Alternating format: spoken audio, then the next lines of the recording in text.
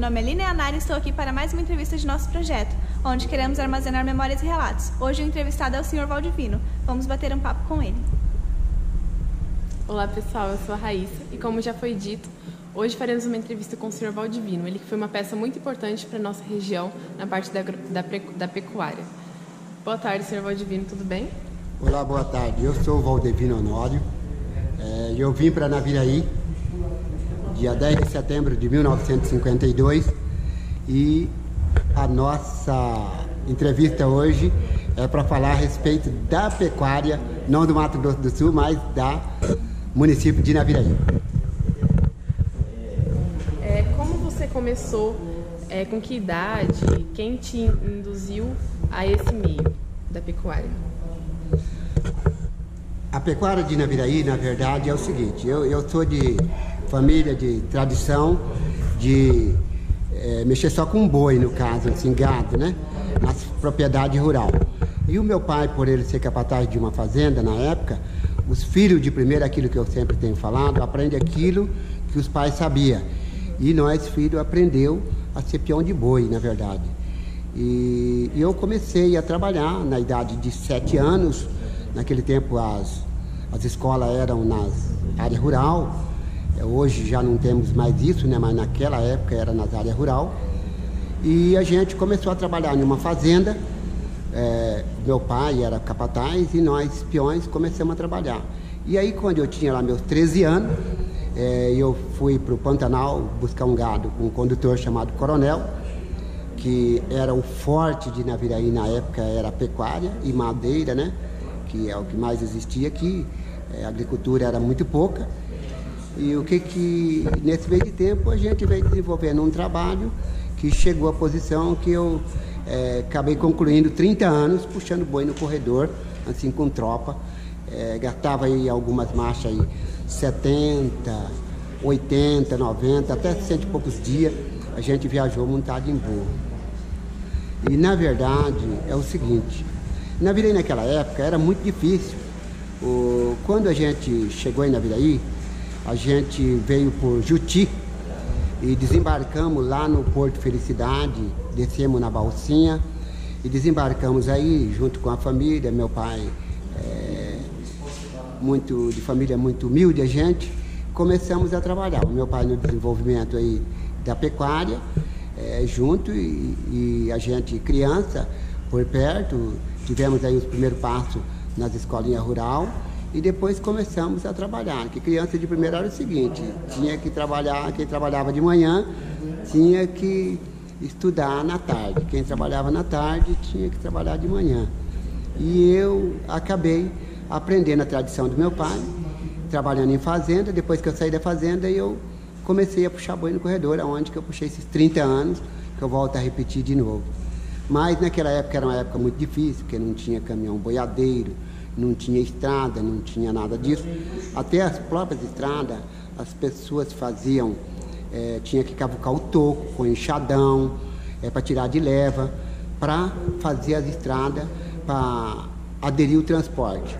A gente tinha um proprietário aqui da fazenda, Belo Horizonte chamava, só ele tinha um veículo de exportação para ir a Dourado buscar mantimento. Era um carro de boi.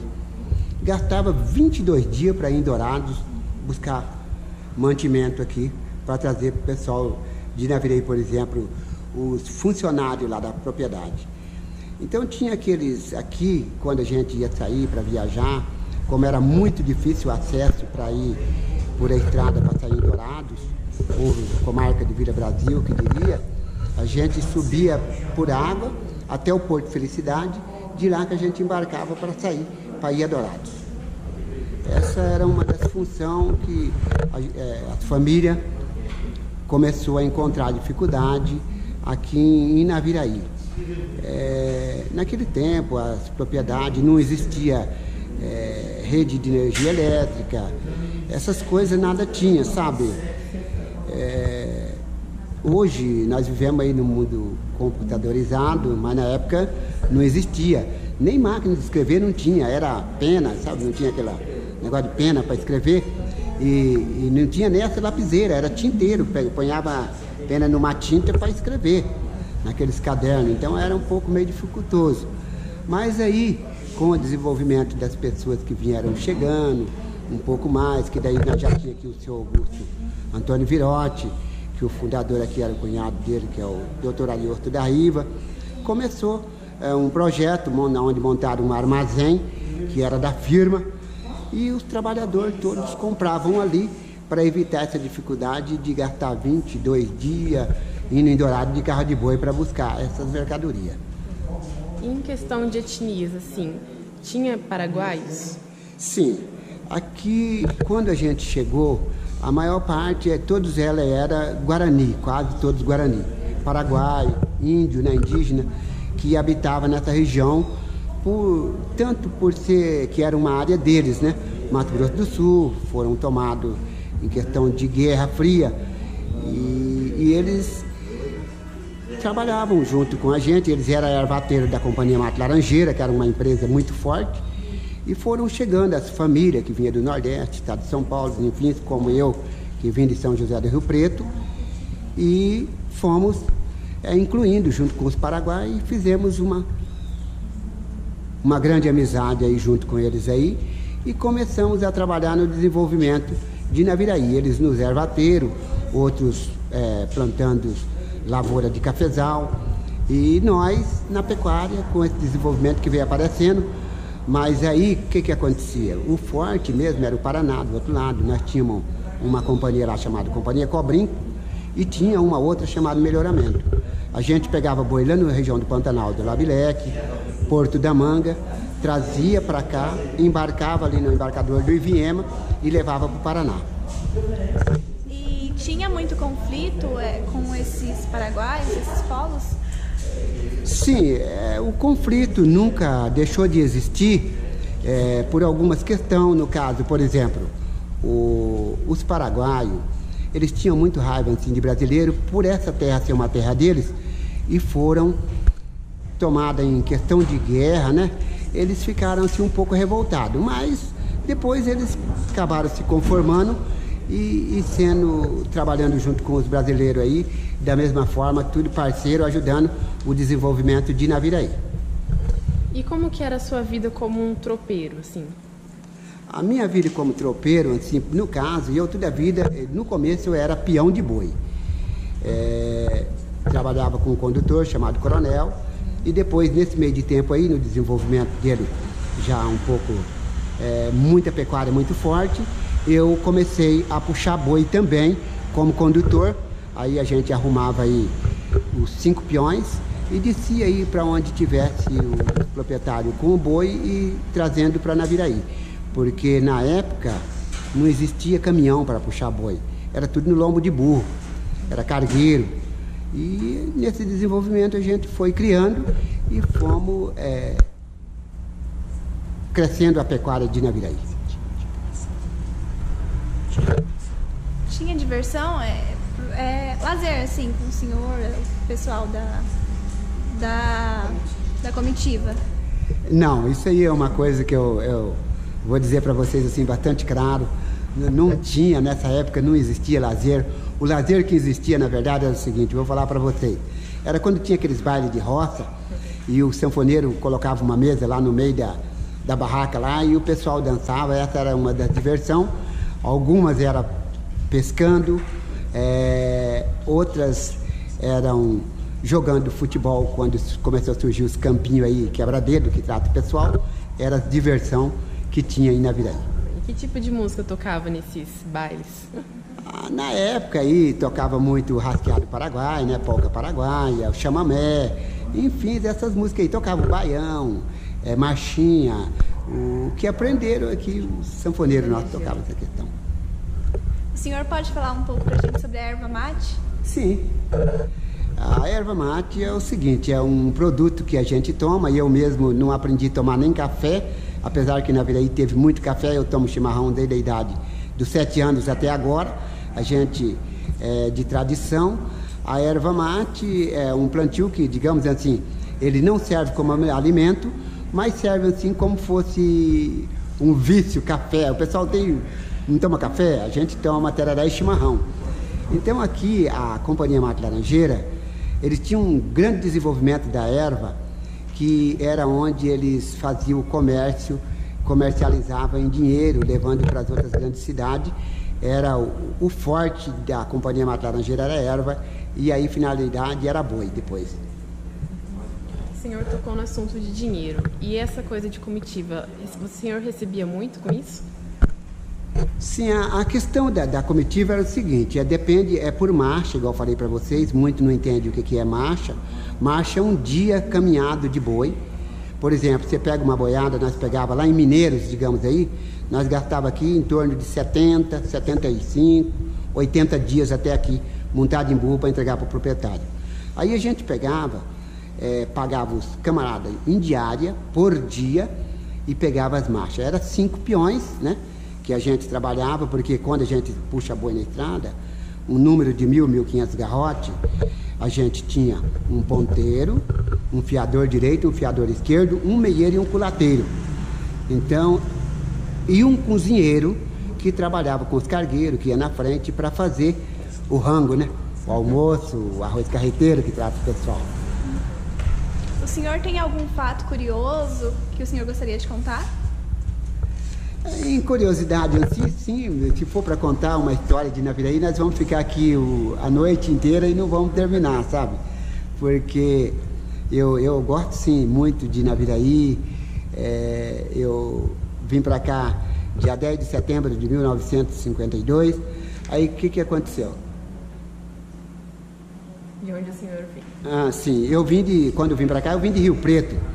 Aí, em 1960, a gente voltou para Mirandópolis lá, que tivemos lá em Mirandópolis, mas minha família não se adaptou lá e acabou voltando para Naviraí e a gente se criou aqui. Então o senhor viu a cidade de Naviraí se desenvolver, né? Sim, tanto é que a gente viu a cidade de Naviraí se desenvolver, que quando nós chegamos, não chamava Naviraí, chamava Companhia Vera. E era lá embaixo o campo de avião, o cemitério que tinha. Depois aí, hoje é onde é a praça pública ali, a Praça Filinto Miller, que é a Praça Euclides Fabres, né? Chamado ali, era o campo de avião ali, onde a prefeitura era campo de avião. E depois, para modo de se desenvolver o fórum, desenvolver a prefeitura, alguma coisa ali, trouxe o campo de avião ali para onde é o bombeiro antigo aqui, que é o Dr. Antonito, nessa próxima rua de baixo ali. Aí era o campo de avião de Naviraí. Mas nessa época, quando formou esse campo de avião aí, o forte de Naviraí era pecuária e madeira. Tinha muita serraria. E o senhor costumava frequentar os bailes que tinham aí na Naviraí, as festas, sim, as festas populares? Sim, era uma única diversão que tinha aí, então a gente ia nos bailes, sim, dançava até uma tanta de hora lá, e era tudo parceiro, companheirada, enfim. Tanto é que eu quando eu me casei em 1970, setembro de 1970, eu pensava que eu ia arrumar uma namorada no baile, mas não foi no baile que eu arrumei no restaurante. Conta pra gente como foi a sua vida na estrada. A minha vida na estrada foi uma vida sofrida, que vocês sabem bem, assim, por exemplo, o boi tem que comer e beber água todo dia. Aí a gente descia lá, por exemplo, eu vou citar um exemplo aqui. Eu fui pegar uma boiada eu vou citar a última boiada até que eu peguei, para vocês verem o sofrimento. Essa boiada é do Valdir Capuz, é um proprietário daqui de Naviraí. A gente foi no Passo do Lontra, lá para baixo do Abobral, pegar. Quando ele foi, era seco. Aí o que aconteceu? Eu peguei os barcos, quando eu vinha vindo lá do Abobral, eu peguei uns barcos e comecei a tocar. Para descer, para sair no Abobral. Mas começou a chover muito na cabeceira, e encheu os rios. Lá em cima, começou a encher embaixo, nas vazantes, e a gente ficou ilhado. Eu fiquei 29 dias dentro d'água. Comida, a gente comia que aqueles turistas levavam, porque não tinha estrada e não tinha chão para fazer comida. Aí, essa foi uma da vida boa que a gente pegou até. E depois aí, quando eu cheguei na Fundação Bradesco, que eu subi o Passo do Lontra, eu tive que ficar lá 32 dias para a boiada firmar o casco, para vir aqui para a Fazenda Ponta Grossa. Então, nesse meio de tempo aí, para a gente contar essa história, quando a enchente encheu muito lá, e eu estava com 25 burros, eu perdi burro, morreu burro afogado, morreu um peão, e daí por diante. E a gente veio, mas só que graças a Deus estamos aí a vida. Eu vou tomar um golinho dessa água. Ah, merecido, né? Merecido. Enxugar a cara também que eu tô suando. Merecido, claro. Falei muito. Não, mas falou bem. Na verdade. Então a história da pecuária de Naviraí era com os cargueiros, era lombo de burro. E assim que os proprietários foram conduzindo a pecuária daqui de Naviraí. Depois, um certo tempo, começou o desenvolvimento da tecnologia, digamos aí, enquanto doma racional, doma americana, surgiu o casqueamento, surgiu o ponto de disseminação, que são os cursos que a gente tem para o desenvolvimento das fazendas, mas sempre puxando o boi na estrada, montado em burro. E os perigos da estrada? Tinha muita onça, muita cobra? Sim, essa questão do perigo da estrada aí é mesmo que você estiver na cidade. Hoje você está andando na cidade aí, você não se sente muito seguro. E lá na fazenda, na estrada, digamos aí, você não pega muita cidade, você pega muito mato, muito abismo, muitos rios. Então o perigo assim, de animais peçonhosos, como cobra, como onça, sempre surgia. A gente mesmo, eu tive pegando um gado lá embaixo, eu passei por uma fazenda chamada Fazenda Caimã, que quando a gente chega à tardezinha, a gente fecha a ronda. Para fechar boi, ronda é puxado de corda, faz um mangueiro para a boiada ficar ali. Teve onça que veio e tirou boi de dentro do mangueiro. Então, corria algum perigo, né? E a gente também teve um rapaz lá no Pantanal, que estava viajando, o cozinheiro dele foi dormir um pouco meio distante dos outros, a onça veio e pegou também. Então, essas questões, numa fazenda chamada Fazenda 9 de Ouro, lá embaixo. Você já chegou a ver onça ao vivo? Sim, isso daí na estrada a gente via bastante direto. Você está passando ali naquela região, ali tem muita, né? Jacaré, onça, sauna, naquelas floras ali, você topa de vez em quando. Principalmente na parte de dia, quando estava para chover, a gente via muitas delas. Acontecia da boiada estourar? Sim, nossa, já aconteceu muitas vezes de boiada correr. Tanto é que eu estava contando aqui para vocês uma história aqui, a gente estava vindo de Campo Grande com uma boiada, ela correu ali no posto da Torre, morreu 16 boi e bateu no ônibus de Andorinha, arrebentou tudo o ônibus. Então, acontece, muito disso aí acontecia. Boi cair em ponte, quebrar, então isso acontece muito. Quando o senhor saía assim, para viajar 60, 70 dias, assim, tocando uma boiada, né? O que ficava passando pela sua cabeça? O que o senhor ficava pensando sobre a vida naquele momento? Na estrada é o seguinte, era assim, por exemplo, aquilo era o trabalho seu que você fazia do dia a dia.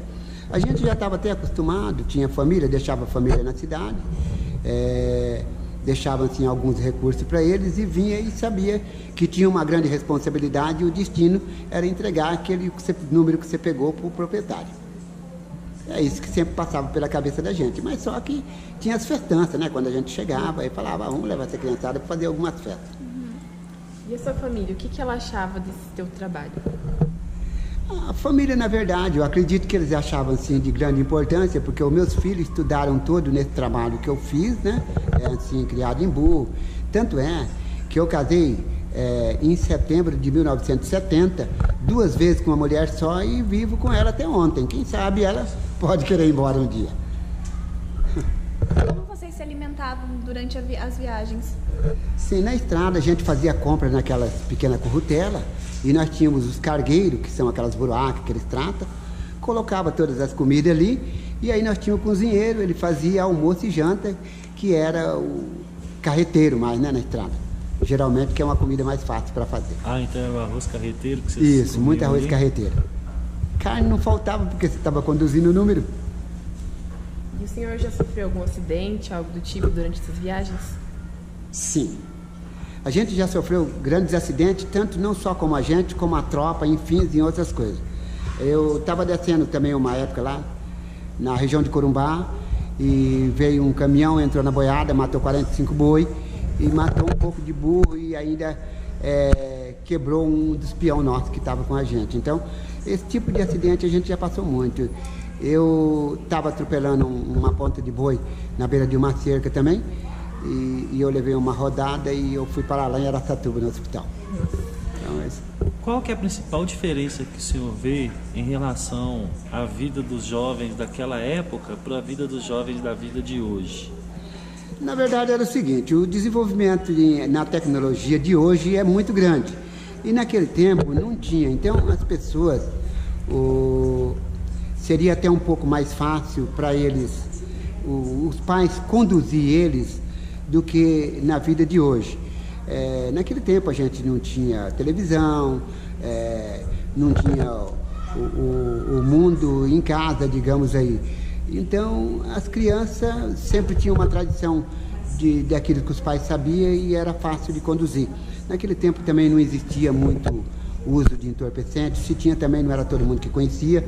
Hoje não, hoje você tem que cuidar muito, porque tem 3 opções. Quem mexe com coisa errada, o fim dele é cadeia ou caixão, mas sempre é o que eu estava falando para essas meninas aqui, eu com essa Rosângela, a gente trabalhou ali num abrigo, no desenvolvimento de pessoas de família desestruturada, crianças que vêm da área de conflito, e a gente viu muito disso e cresceu muito em questão do entorpecente dentro da nossa juventude e os crimes hediondos de uns 20 anos para cá. Na época que o senhor tocava essas boiadas, que o senhor andava por esse Mato Grosso do Sul todo aí, naquela época o senhor acha que existia muita violência também? Na verdade era o seguinte, eu acho que a população era um pouco menor, mas nunca deixou de existir assim alguns critérios de violência, mas era menos, bem menos. Agora nós vamos passar aqui um pouco a palavra para a nossa grande colaboradora desse projeto, que é a Rosângela, e ela vai falar um pouco sobre a importância dessa história que ele contou aqui para o nosso projeto. O Sr. Valdivino, que é uma pessoa aqui muito importante, né, para a história e para a memória de Naviraí. Bem, Sr. Valdivino é um grande amigo, um parceiro de trabalho. Agora há poucos nós entregamos a diretoria da Procam, na qual ele era presidente e eu vice-presidente. Tenho muito orgulho de conhecer Sr. Valdivino, porque eu amo história e sempre quando eu tinha oportunidade eu ficava junto para ouvir a história dele. Então é uma história de trabalho, é uma história muito primitiva de quando começou tudo em Naviraí. E ele conta dos primeiros boi que veio de Chata até chegar em Naviraí. Eu acho que essa história tem que ser guardada, muito bem guardada, que o pessoal de Naviraí precisa saber dessa história, afinco, como que iniciou, como foi grande a dificuldade dessas pessoas, tanto daqueles que tinham dinheiro, que investiram na cidade, como daqueles que trabalharam aqui e lutaram muito para conquistar o que tem hoje. Falar do Sr. Valdivino para mim é muito fácil, porque eu conheço ele há muito tempo, né? Também nasci nessa cidade e o Sr. Valdivino ainda está na ativa, trabalhou, fez o seu papel, né? Cumpriu com as suas obrigações de pai, da pessoa, do profissional que trabalhou aí no manejo desse gado, 30 anos no lombo de burro. E depois o Sr. Valdivino ainda se dedicou pela nossa população, sendo presidente do bairro, que ele foi presidente do bairro Jardim Paraíso, e depois trabalhando lá na instituição com nós, na Procam, que era uma casa que abriga crianças que está em risco, e nós fizemos ali um bom trabalho. Também foi uma grande luta, que é você tirar dos pais, cuidar e depois devolver para os pais. A gente acaba pegando muito amor a essas crianças, mas nós realizamos o nosso trabalho, graças a Deus, com bastante compromisso e responsabilidade. E dizer que assim, foi um prazer eu conhecer o Sr. Valdivino e ter ele como parceiro, e por isso eu fico muito feliz de estar colaborando com essa história do município de Naviraí. Nós também te agradecemos, Rosângela, por todo o apoio que você dá, indicando essas figuras maravilhosas aqui para o nosso projeto, tá?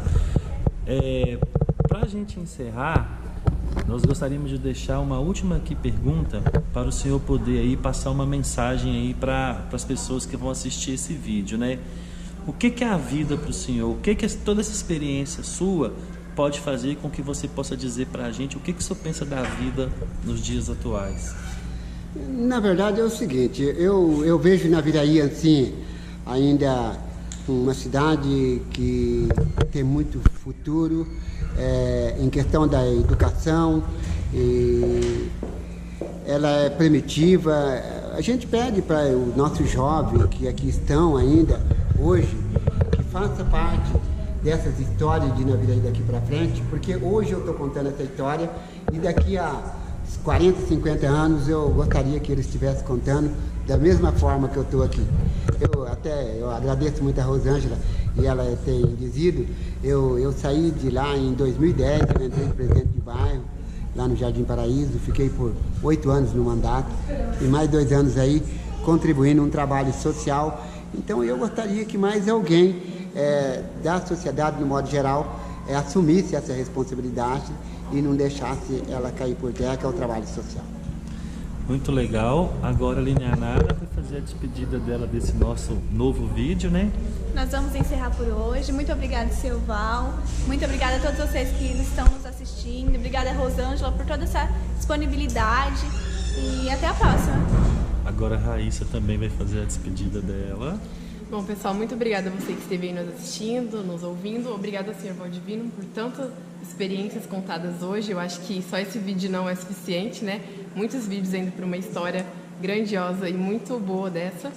Muito obrigada a ele e a todos aqui presentes. Até a próxima. Tchau.